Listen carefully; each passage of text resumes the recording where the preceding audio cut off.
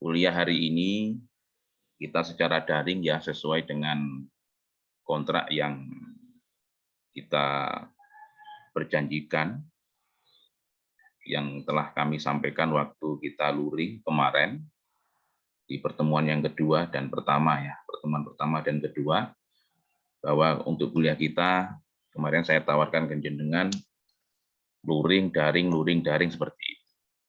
Nah, untuk hari ini kita daring, mudah-mudahan jenengan tidak ketinggalan, artinya tetap bisa memahami materi-materi perkuliahan ya, khususnya materi advokasi penyelesaian sengketa.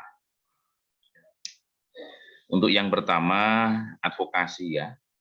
Kemarin sebenarnya sudah saya singgung, tapi ini akan saya detailkan kembali, bahwa istilah advokasi ini sangat lekat dengan istilah hukum.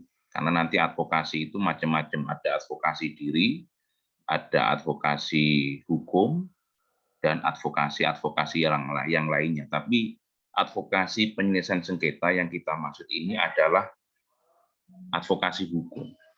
Tapi kalau advokasi itu definisinya adalah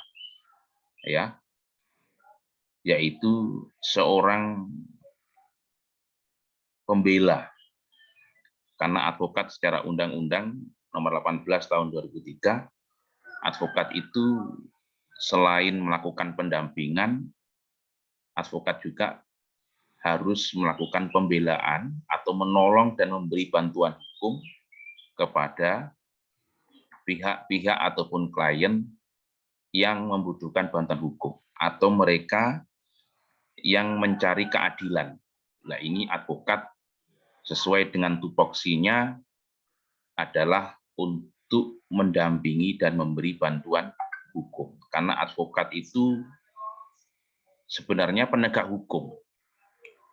Penegak hukum, artinya advokat itu sama dengan penegak hukum yang lainnya, seperti hakim, jaksa, kemudian polisi ya.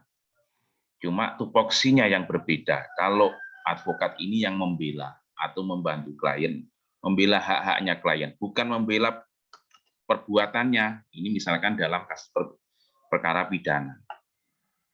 Nanti kalau dalam perkara perdata ya bagaimana advokat itu bisa mengadvokasi, memberikan sebuah solusi yang terbaik, yang maslahat, sehingga perkara yang ditangani oleh advokat lawyer itu tidak sampai diajukan di pengadilan negeri atau di pengadilan agama, misalkan terkait dengan kasus hukum waris Islam.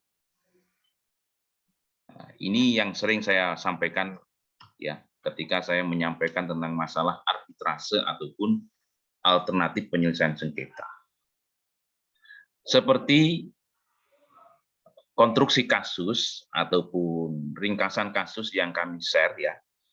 Kasus yang kami share, perkara yang kami share itu ada perkara wan prestasi dan ada perkara PMH. Kalau PMH, perbuatan melawan hukum, itu adalah dasarnya adanya suatu perbuatan itu bertentangan dengan peraturan perundang-undangan. Tapi kalau wan prestasi, ya suatu perbuatan itu didasarkan atas perjanjian yang dibuat oleh para pihak. Kalau PMH, ya suatu perbuatan itu didasarkan terhadap peraturan perundang-undang. Misalkan di situ ada suatu perbuatan yang bertentangan dengan undang-undang. Tapi kalau wan prestasi, ya, ini didasarkan terhadap perjanjian yang dibuat oleh para pihak. Contoh kasusnya sudah saya share ke panjenengan. Tinggal nanti bagaimana kita sebagai seorang advokat atau seorang yang ahli hukum, maka kita harus bisa menyelesaikan perkara yang saya share ya. Kasus posisi yang sudah saya share itu kasus wan prestasi. Menyelesaikannya di mana? Di luar pengadilan. Kita membuat negosiasi, bahkan mediasi, bagaimana perkara itu tidak sampai ke pengadilan. Ini saya ACC dulu yang baru masuk di dalam kelas ruang kelas Zoom.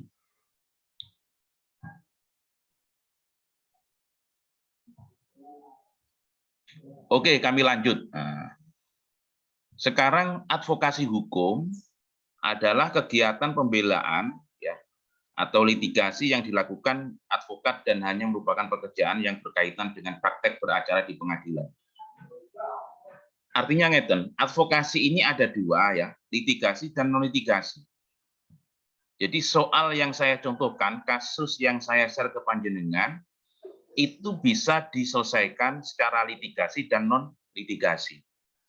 Nanti secara litigasi itu bagaimana, secara non litigasi itu bagaimana. Karena kasus yang saya share di WA group ya, grup advokasi penyelesaian sengketa.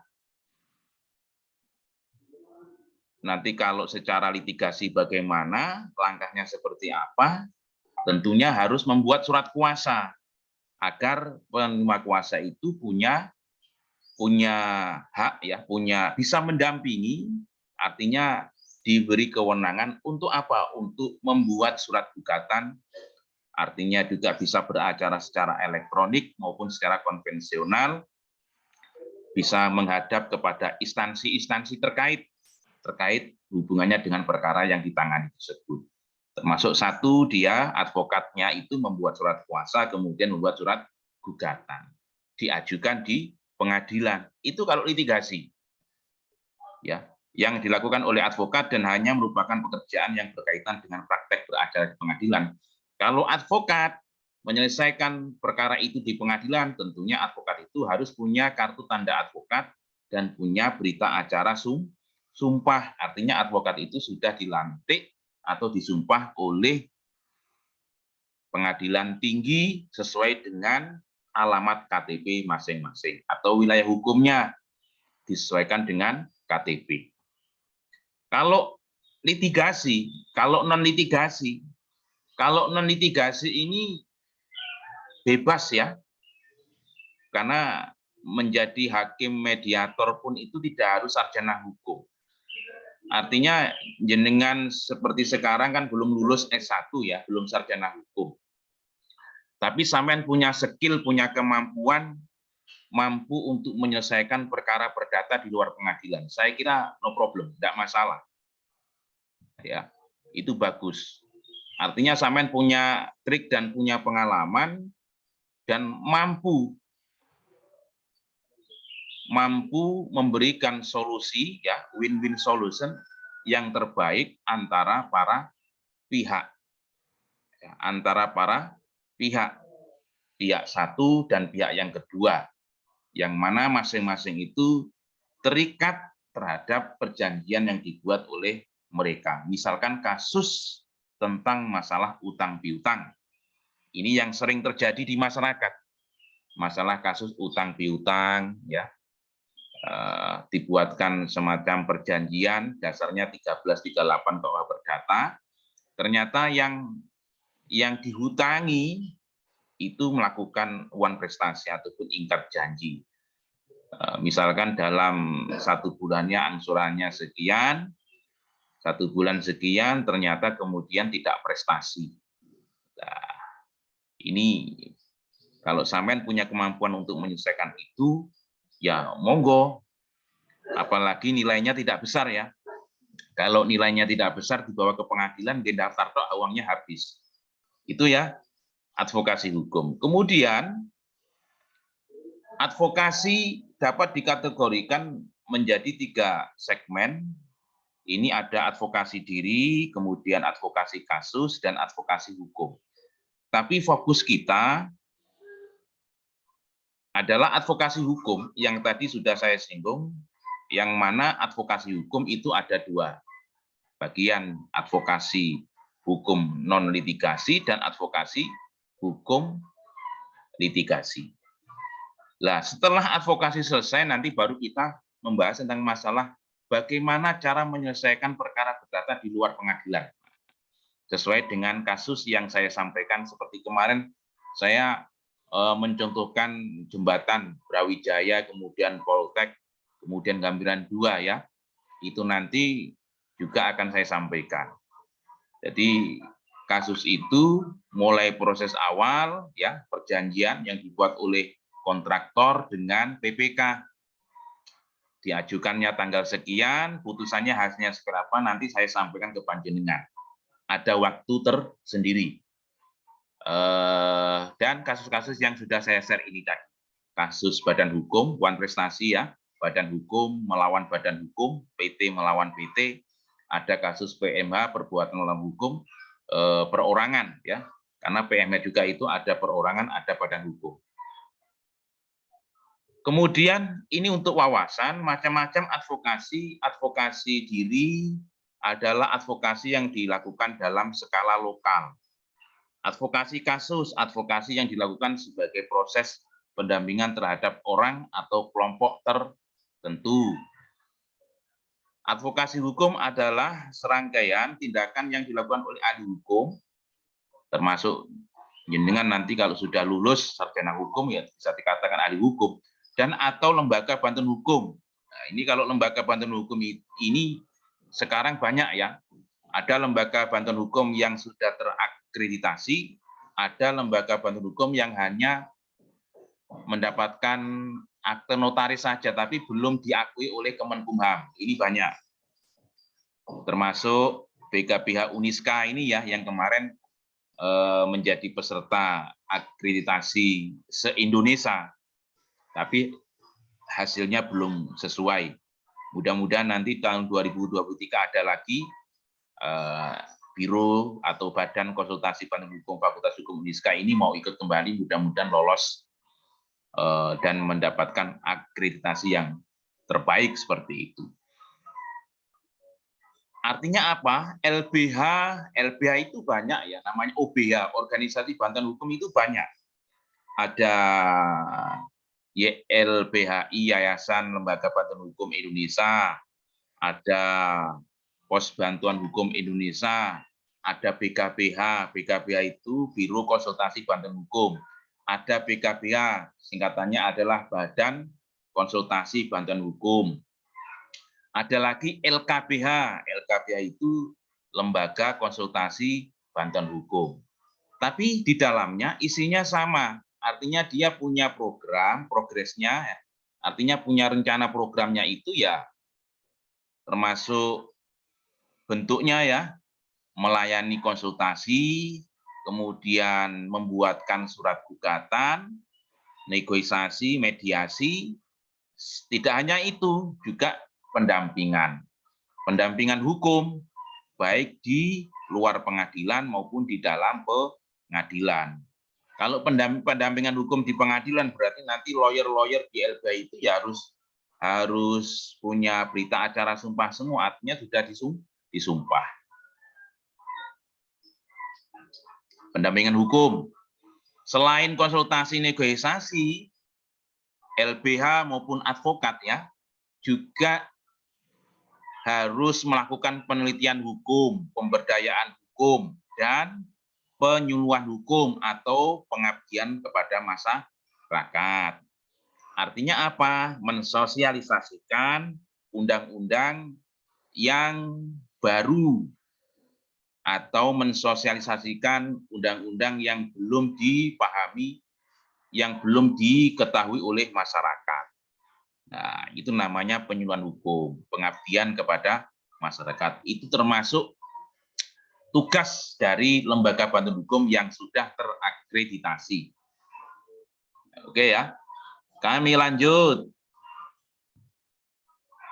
Nih, tadi sudah saya singgung bahwa advokasi hukum ini ada dua, litigasi dan non-litigasi. Kalau litigasi menyelesaikan perkara di pengadilan atau melakukan pendampingan hukum di pengadilan, baik perkara pidana maupun perdata. Kalau non-litigasi ini adalah perkara perdata, ya, perkara perdata ini harus diselesaikan di luar pengadilan. Karena apa? Itu adalah merupakan alternatif yang terbaik, misalkan. Merupakan kemaslahatan. Contoh, di Ponorogo itu ada sistem pembagian waris secara sama rata. Jadi konsep pembagian waris di Ponorogo itu tidak menggunakan konsep hukum Islam, tidak menggunakan undang-undang. Dia menggunakan asas sama rata. Sama rata demi apa? Demi mewujudkan kemaslahatan. Apakah di dalam kemaslahatan itu ada keadilan? Kita lihat. Di Ponorogo itu model pembagiannya antara laki-laki dan perempuan itu sama.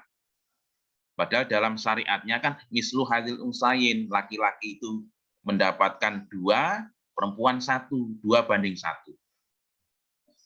Kalau nilainya 100 juta, laki-laki dapat 60, yang perempuan dapat 40 juta. Yang laki-laki 60 juta, perempuan 60 juta.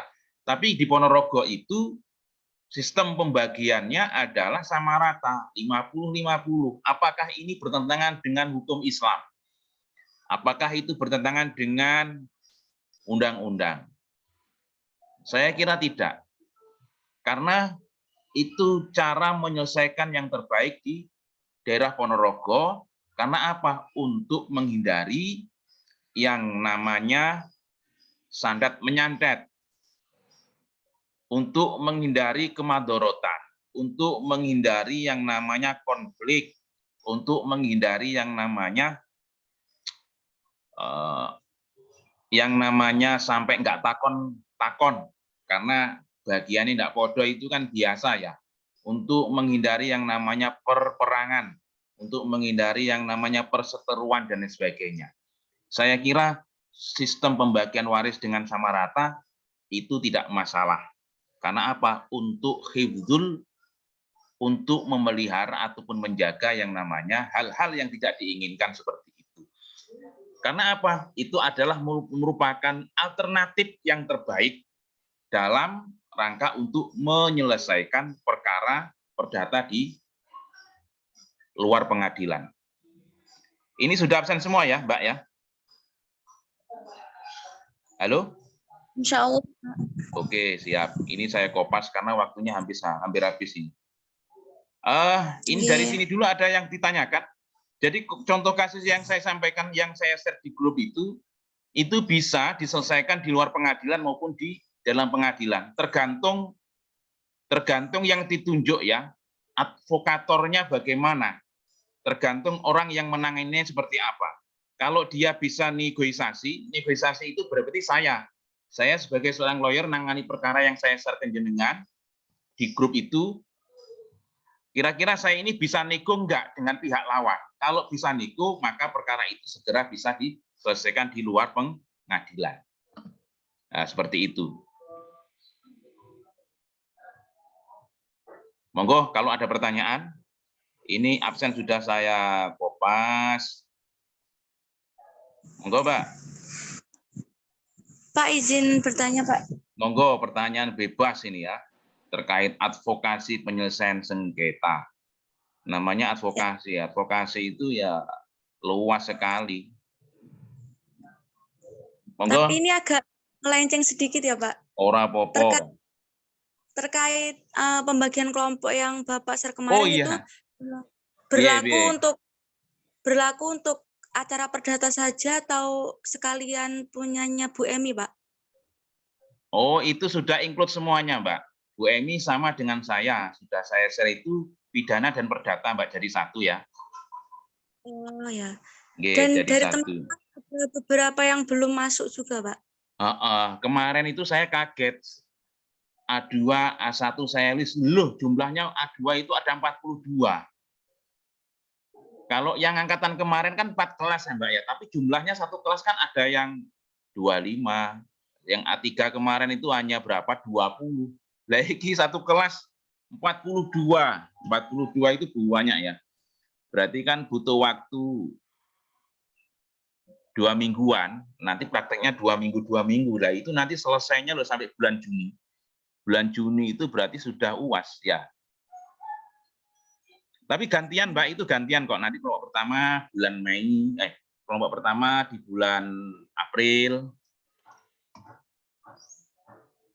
bergantian. Pak, terima kasih. Oke, monggo yang lain.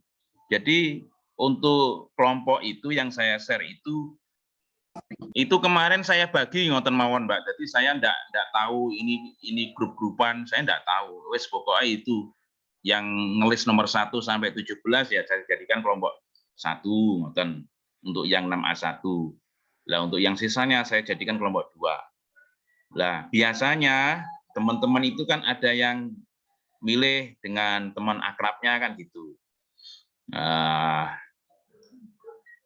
Pun juga itu nanti akan kita saring, Mbak, sebelum kita. Tapi yang jelas itu nanti akan segera saya benahi, kemudian kita kirim ke pengadilan, ya. Jadi kelompoknya ya sesuai itu yang saya share. Tapi setelah itu kemudian kita saring lagi. Jangan-jangan ada yang enggak program, kan ada ya. Mudah-mudahan program semua. Artinya memang dia program. Kalau enggak program kemudian ikut praktek kan rugi. Ya cuma dia dapat ilmu tapi enggak program. Enggak program itu maksudnya ya tidak ngambil mata kuliah itu tapi ikut praktek kan mulgoh, namanya mulgoh, ngamplah. Yang lain monggo, yang lain. Pak, mohon maaf ini tadi saya telah join karena di rumah pakai wifi pas berangkat ini mau ke kampus beli voucher trouble. Iya enggak apa-apa, santai. Oke, monggo. Kalau sudah, yang jelas materi yang saya share itu menarik. Tinggal nanti bagaimana jenengan mengadvokasinya seperti apa. Jadi perkara yang kasus perdata yang saya share itu, monggo jenengan mau menyelesaikan di luar pengadilan atau menyelesaikan di pengadilan. Kalau di pengadilan, tentunya ya harus punya katur tanda advokat, punya berita acara sumpah. Tapi kalau di luar pengadilan bebas. Ya, bebas. Artinya paralegal pun enggak masalah, ya kan? Wong belum sarjana hukum saja enggak masalah.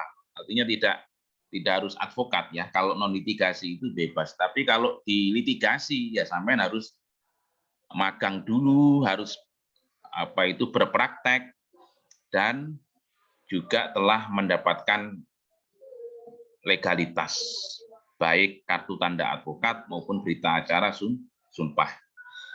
Cukup sekian dari saya. Kalau tidak ada pertanyaan lagi, nanti ini kan saya rekod ya, nanti bisa saya upload di YouTube, nanti bisa yang ketinggalan atau yang baru masuk bisa melihat rekaman di YouTube.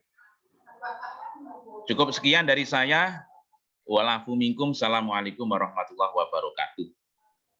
Waalaikumsalam. Waalaikumsalam warahmatullahi wabarakatuh.